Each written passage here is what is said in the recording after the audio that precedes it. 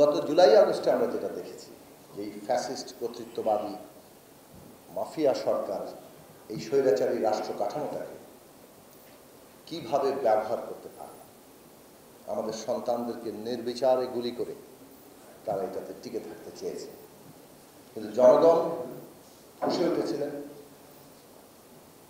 এবং তারা তাদের সমস্ত কৌশল, যেগুলো আসলে অপকৌশল, মানুষের আন্দোলন, তার স্বাধীনতা, তার নিজের একেবারে যাকে বলেন ন্যূনতম নাগরিক অস্তিত্ব, এই সব কিছুকে দাবিয়ে দেওয়ার যত রকম অপকৌশল এই সরকার ব্যবহার করেছে, তারা ভেবেছিল এইবারও তারা সফল হবে। যেভাবে নিজেরা সন্ত্রাস তৈরি করে এজেন্ট প্রভোকেটিয়ার দিয়ে, নানাভাবে নিজেদের লোকদের দিয়ে এমনভাবে সন্ত্রাস তৈরি করেছে তারা, তারপরে সেই সন্ত্রাসকেই অজুহাত হিসেবে ব্যবহার করে বিরোধী দলের উপর সেটা দায় চাপিয়ে পুরো বিরোধী আন্দোলনকে ক্র্যাকডাউন করেছে। তাদের সমস্ত চেষ্টাই ব্যর্থ হয়েছে।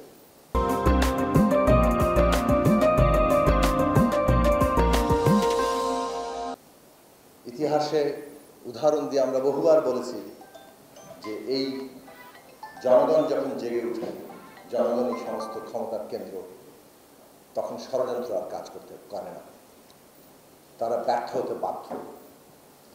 এই ধরনের অপশাসন দাবিয়ে রেখে শাসন শেষ পর্যন্ত টিকবে না, এবং সেইটা সম্ভব হয়েছে বাংলাদেশে। কিন্তু সবসময় আমরা দেখেছি আমাদের দেশের সংগ্রামের ইতিহাসে এবং অন্য বহু দেশের সংগ্রামের ইতিহাসে যে আমরা বিজয় অর্জন করি, কিন্তু সাথে সাথে যে বিজয় আবার হাতছাড়া হওয়া, বেহাত হওয়ার সম্ভাবনা তৈরি হয়।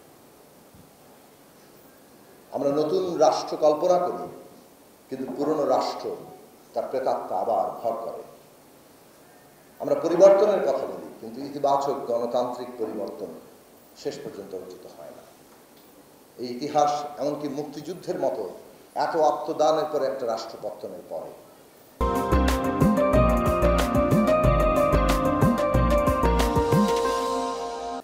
সেটা ব্যাহত হতে আমরা দেখেছি। এই রাষ্ট্র যে বিচার দিতে সক্ষম নয় সেটা স্পষ্ট হয়ে যাওয়ার পর ন্যায় বিচারের দাবি উঠেছে এবং আন্দোলন এক দফায় পরিণত হয়েছে যে সরকারকে যেতে হবে। কাজেই এটা আমাদের সংগ্রামের ধারাবাহিকতা, এবং আবারও সে কারণে ওই প্রতিশ্রুতিগুলো যাতে এইবার বেহাত না হয় তার জন্য আমাদের সকলের চেষ্টা দরকার। আন্দোলনে এই যে বিজয় এবং একই সাথে আবার পরাজয়ের সম্ভাবনা কিংবা পরাজয়, এটা বহুবার অতীতে ঘটেছে। কাজে সেই পরাজয়ের স্মৃতিগুলো আমাদের স্মরণে রাখা দরকার। কিভাবে স্বাধীন বাংলাদেশে 90 সালে গণতন্ত্রের আকাঙ্ক্ষা দাঁড়িয়েছিল, অভ্যুত্থান হয়েছিল, কিন্তু একই সাথে আবার সেই অভ্যুত্থান বেহাত হয়ে গিয়েছিল।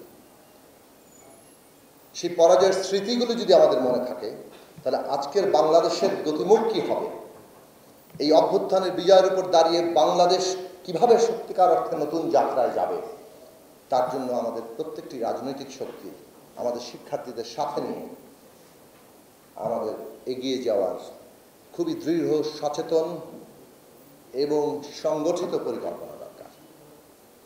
নানাভাবে নানা চেষ্টা চলবে, কিন্তু যেটা জরুরি বিষয় এখন এই মুহূর্তে, যে রাষ্ট্র ব্যবস্থার একটা আমূল গণতান্ত্রিক রূপান্তর,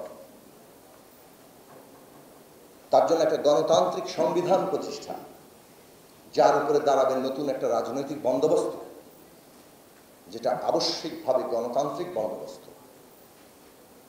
সেই প্রত্যেকটি বিষয়কে আজকে বাস্তব রূপায়ণ দেওয়া দরকার, এবং এইটা বাংলাদেশের মানুষের আকাঙ্ক্ষা এই জায়গায় দাঁড়িয়েছে।